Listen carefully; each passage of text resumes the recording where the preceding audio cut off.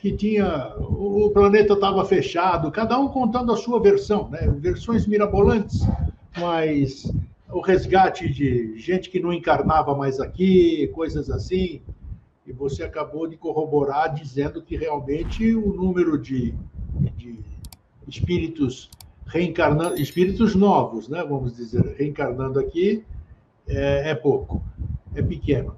Daí vem a minha pergunta sobre o seguinte: que processo é esse que nós estamos vivendo? Para onde foram esses espíritos que já não conseguiram ficar aqui? Ou seja, botou na faculdade, cursou todo o curso de educação e, como não era aprovado, deu. Você vai nessa escola, você não estuda mais, eu vou te levar para outra. E aí entra a primeira pergunta: para onde foram esses que já não vêm mais para cá? Já está proibido de vir para cá. Proibido porque foram dadas inúmeras chances e não aproveitaram. E a segunda questão: qual é a verdadeira história sobre os exilados da Capela? Né? Que eles vieram para cá, não era numa condição similar? Não houve uma época... parece que a história é cíclica. Segundo tudo aquilo que eu já li sobre na obra do Edgar Armand, né, Exilados da Capela, tinha mandado a turma que não tinha sido aprovada lá. E aí vem para a Terra, vamos dizer, que muitos desses exilados, não sei quantos foram, e o processo se repete. Por quê? O que se dá as duas questões? Como é que você explica isso? Olha, existem os ensinamentos de Patanjali, que foi alguém que viveu há cerca de 2.400, 2.500 anos atrás, logo depois que Kapila e Siddhartha Gautama existiram na Índia. Patanjali ali esteve. Patanjali produziu os chamados Sutras do Yoga. Tá. Nesses ensinamentos, Patanjali introduziu um conceito chamado Nirodha. Nirodha, em sânscrito, significa você recolher as vritis. Que diabos? Vritis. São as atividades mentais do Criador que estão distribuídas dentro da matriz. Tá. Você reunir essas vritis na condição humana sob a forma de citas, teriam núcleos mentais processadores dessas vritis, e aí o seu eu, que acabou de receber essas vritis, ou seja, de recolher em você mesmo esses elétrons com essas informações, você funciona como um reciclador e devolve para o entrelaçamento quântico dos elétrons aquele elétron, mas com outra vibração que você marcou com a sua fragrância espiritual. Você pode piorar, deixar do jeito que está, ou melhorar aquela informação que entrou via os dendritos dos neurônios que formam o nosso cérebro, e isso acontece a cada microinstante.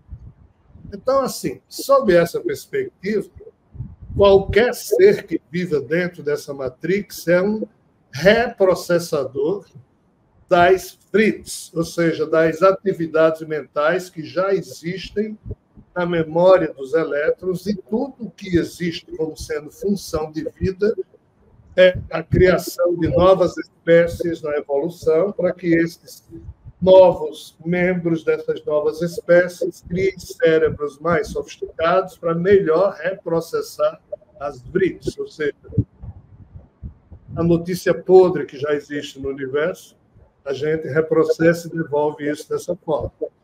Todos os mundos são submetidos a esse processo. Só que, de vez em quando, como você mesmo falou, numa certa realidade ou num certo planeta, como se fosse uma classe de uma escola, a maioria das figuras que estão ali não consegue mais produzir coisa positiva. É só negativo, que piora a memória dos elétrons, que piora a situação do emaranhamento quântico. Então, para que aquele mundo possa ir adiante, uma parte dessas figuras tem que sair dali, para ver se aquele mundo consegue sair de um estágio de caos para um estágio de caos organizado, um estágio de caos educado, um estágio de ressignificação do caos, até que aquele mundo se torne regenerado ou superior no sentido do reprocessamento que faz das informações. Eustáquio, hoje a ciência consegue provar que dentro de um próton existem as chamadas informações Planck. Planck é sobrenome de um cientista que descobriu que dentro de um segundo existem bilhões de micromomentos e o menor tempo que existe é o tempo de Planck. Então, assim, hoje também a turma diz que existe o menor tipo de informação que existe, a gente chama de bit na linguagem computacional, né? E isso na linguagem quântica seria informação de Planck. Pois muito bem, sabe o que a ciência descobriu? Dentro de um próton, todas as bits com as informações de tudo que existe dentro desse universo estão encriptografados dentro de um próton. Um próton e um nêutron criam um núcleo atômico que atrai um elétron e formam um elemento químico. Então, a gente está falando que dentro de uma das partes que compõe o núcleo atômico, formado por 3/4, esse supercomputador condensa na questão holográfica que a informação do todo está contida em sua microparte. Então, isso tudo está sendo processado a cada instante pelos seres vivos. Nós, os humanos, somos os mais recentes. Nós somos a espécie bebê, a que surgiu mais recentemente, então a gente processa isso melhor, ou deveria processar. Mas que ligação a gente tem? Você está falando humanos, você está falando nós humanos, nós somos capelinos ou não nesse aspecto aqui? O exílio planetário que hoje a gente vê acontecer a partir da espiritualidade terrestre, lá atrás aconteceu não só a partir de espiritualidade, mas sim da fisicalidade dessa dimensão, porque seres que viviam no mundo saíram em suas naves e foram viver em outros mundos devido ao problema da rebelião de Lúcifer. Então, nós temos duas componentes. Uma de grupos que vieram fisicamente, no caso da Terra, aqui para a Terra. Eu conto isso na trilogia Terra Atlantis, que eu lancei já há alguns anos.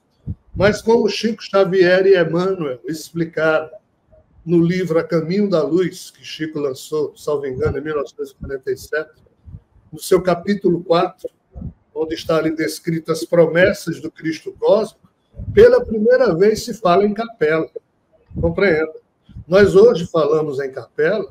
Edgar Armon escreveu o livro Os Exilados em Capela, porque Chico Xavier e Emmanuel lançaram no livro A Caminho da Luz o resgate desse tema perdido, desse elo perdido.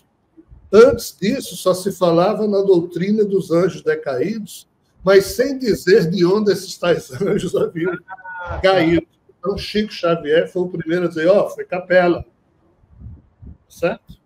Só que essa informação que Chico deu em 47, há 15 mil anos atrás, lá nas cidades hiperbóreas, parece que todo mundo sabia disso.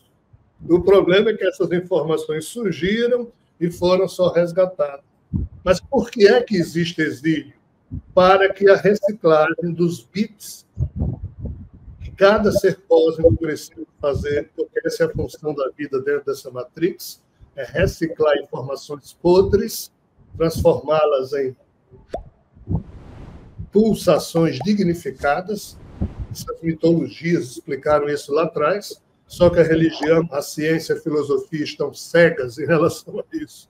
E nem mesmo a revelação espiritual conseguiu explicar isso na época de Kardec, por isso que a explicação está vindo agora.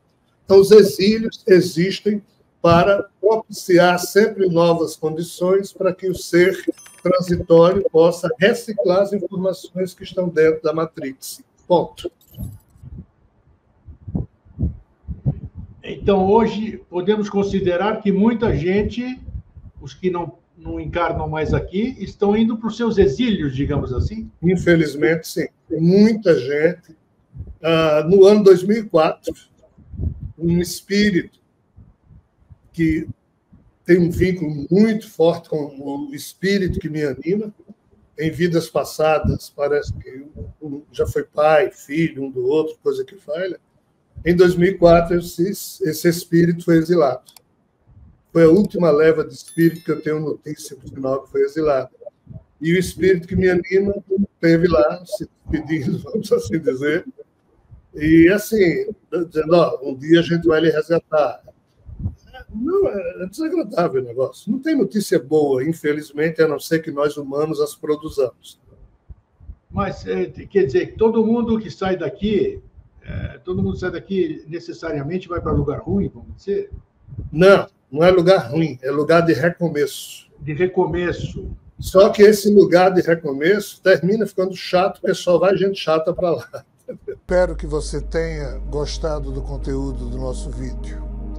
E se você chegou até aqui, significa que você tem interesse profundo em aprender mais sobre a revelação cósmica e todos os painéis que fazem parte desse conhecimento. Por isso, gostaria de convidar você a conhecer a comunidade Orbum, a nossa plataforma e aplicativo de ensino com milhares de horas de conteúdo sobre os mais diversos tópicos e assuntos importantes. É só tocar no link que está aí na descrição deste vídeo para conhecer e se juntar à nossa comunidade de estudos sobre a revelação cósmica.